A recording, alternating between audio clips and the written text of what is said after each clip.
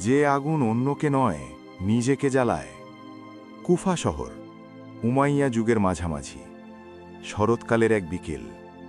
শহরের পূর্ব দিকে দুটি বাড়ি, পাশাপাশি, দেয়াল ভাগ করা।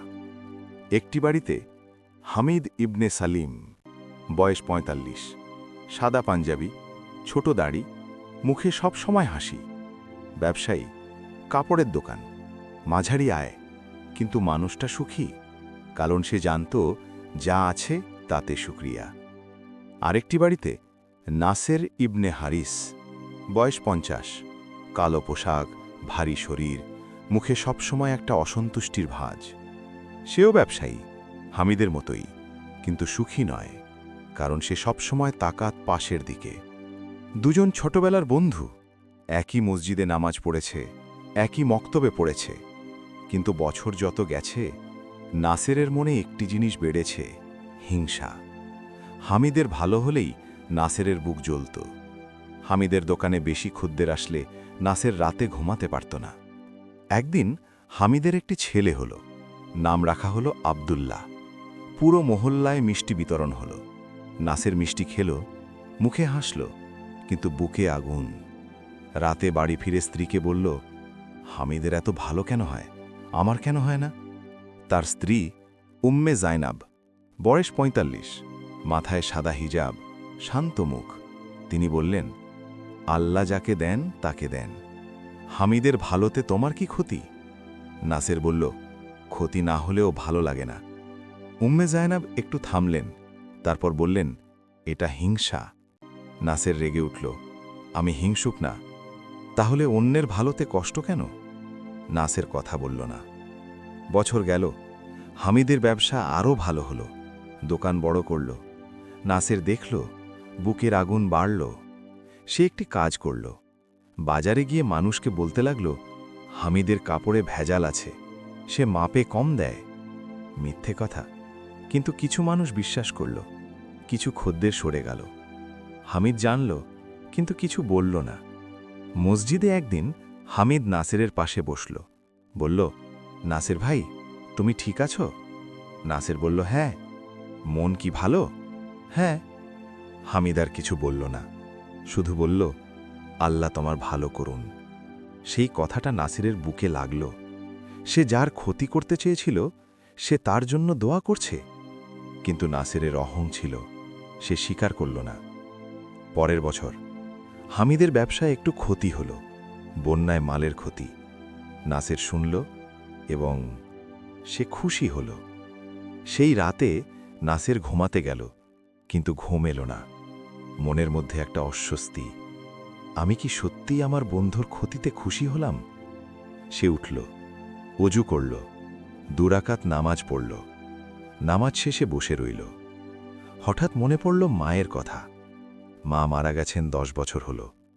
মা বলতেন, নাসির, অন্যের ভালোতে কষ্ট পেলে বুঝবে তোমার মনে রোগ আছে, সেই রোগের নাম হিংসা। এই রোগ তোমাকে পোড়ায়, অন্যকে নয়। নাসির কাঁদল, মায়ের কথা মনে পড়ায়, নিজের অবস্থা মনে পড়ায়। সে চিন্তা করল, গত কয়েক বছর হামিদের ভালোতে আমি কষ্ট পেয়েছি। হামিদের কি কোনো ক্ষতি হয়েছে? না, হামিদ আনন্দে থেকেছে। কিন্তু আমি রাতে ঘুমোইনি, আমি খেয়েও তৃপ্তি পাইনি, আমি নামাজ পড়েও শান্তি পাইনি। হিংসা হামিদকে পোড়ায়নি, হিংসা আমাকে পুড়িয়েছে। সেই রাতে নাসের দীর্ঘ সময় বসে রইল, তারপর বলল, ইয়া আল্লাহ, আমার মনে হিংসা আছে, আমাকে মাফ করো, এই রোগ থেকে আমাকে মুক্ত করো। পরদিন সকালে ফজরের নামাজের পর নাসের হামিদের দরজায় গেল। হামিদ দরজা খুলল, অবাক হল, নাসের মাঝি এত সকালে? নাসের বলল, ভেতরে আসতে পারি? অবশ্যই। দুজন বসল। নাসের কিছুক্ষণ চুপ, তারপর বলল, হামিদ, আমি তোমার সাথে অন্যায় করেছি। হামিদ বলল, কি বলছো? বাজারে তোমার বিরুদ্ধে মিথ্যে বলেছিলাম, তোমার ক্ষতি করতে চেয়েছিলাম, কারণ তুমি ভালো ছিলে, আমার হিংসা হয়েছিল, আমাকে মাফ করো। হামিদ চুপ করে রইল, তারপর বলল, আমি জানতাম। জানতে? হ্যাঁ। তবু কিছু বলনি? কারণ তুমি আমার বন্ধু। বন্ধুর মুখে কালি দিতে চাহিনি। আর আমি জানতাম একদিন তুমি নিজেই বুঝবে। নাসের কাঁদল। হামিদ তার কাঁধে হাত রাখল। মাফ করেছি, কিন্তু এখন একটা কাজ করো। কি? দুজন মিলে 2 রাকাত শুকরিয়ার নামাজ পড়ি। দুজন একসাথে নামাজ পড়ল। সেই দিন থেকে নাসের বদলে গেল। এখন হামিদের ভালো হলে নাসের বলে আলহামদুলিল্লাহ। একদিন হামিদের দোকানে বড় অর্ডার এলো। পুরো মহল্লায় খবর ছড়ালো।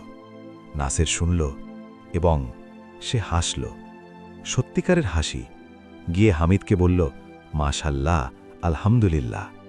হামিদ অবাক হল, তারপর হাসল, বলল, নাসের ভাই, তুমি বদলে গেছ। নাসের বলল, না, আসলে আমি ফিরে এসেছি। আমি এরকমই ছিলাম ছোটবেলায়। হিংসা আমাকে বদলে দিয়েছিল। এখন হিংসা নেই, তাই পুরনো আমি ফিরেছে। সেই বছর নাসেরের ব্যবসাও ভালো হলো। কেন? কারণ হিংসায় যে শক্তি নষ্ট হতো, সেই শক্তি এখন কাজে লাগছে। হিংসা করতে করতে মানুষ ক্লান্ত হয়। হিংসা ছেড়ে দিলে মানুষ হালকা হয়। একদিন মহল্লার মসজিদে শায়েখ ইদ্রিস আল কুফি, বয়স 70, সাদা পাঞ্জাবি, লম্বা সাদা দাড়ি, সাদা পাগড়ি, মসজিদে বললেন, রাসূলুল্লাহ সাল্লাল্লাহু আলাইহি ওয়াসাল্লাম বলেছেন, হিংসা থেকে বেঁচে থাকো, কারণ হিংসা নেক আমলকে এমনভাবে খেয়ে ফেলে যেমন আগুন কাঠকে খেয়ে ফেলে। হিংসা শুধু মনকে পোড়ায় না, হিংসা ইবাদতকেও পোড়ায়। তুমি নামাজ পড়েছ, কিন্তু মনে হিংসা আছে, সেই নামাজের বরকত কমে যায়। তুমি রোজা রেখেছ, কিন্তু মনে হিংসা আছে, সেই রোজার সওয়াব কমে যায়।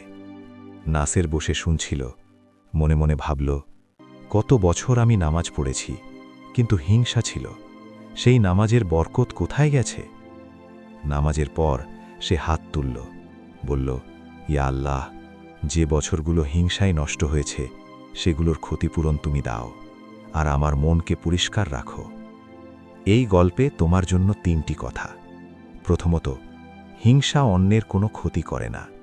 হামিদের কোনো ক্ষতি হয়নি, কিন্তু নাসের বছরের পর বছর কষ্ট পেয়েছে, হিংসার আগুনে নিজেই পুড়েছে। দ্বিতীয়ত, হিংসা ইবাদত নষ্ট করে। নামাজ থাকে, কিন্তু বরকত চলে যায়। তৃতীয়ত, হিংসার চিকিৎসা আছে। যখন কারো ভালো দেখবে, জোর করে হলেও বলো, মাশাল্লাহ, আলহামদুলিল্লাহ। তার জন্য দোয়া করো, আল্লাহ তোমার মন পরিষ্কার করবেন। আজ একবার মনে করো, তোমার জীবনে কেউ কি আছে যার ভালোতে তোমার কষ্ট হয়? থাকলে এখনই বলো, ইয়া আল্লাহ, আমার মন থেকে হিংসা দূর করো এবং সেই মানুষটার জন্য আরও ভালো করো। এই দোয়া করলে 2টো কাজ হবে। 1, তোমার হিংসা কমবে। 2, সেই মানুষটারও ভালো হবে। দুজনেরই লাভ।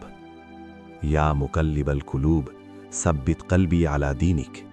হে হৃদয় পরিবর্তনকারী, আমার হৃদয়কে তোমার দ্বীনের উপর স্থির রাখো। সমাপ্তি। হিংসার আগুন অন্যকে পোড়ায় না, নিজেকে পোড়ায়, আর সেই আগুন নেভানোর পানির নাম মাশাল্লাহ।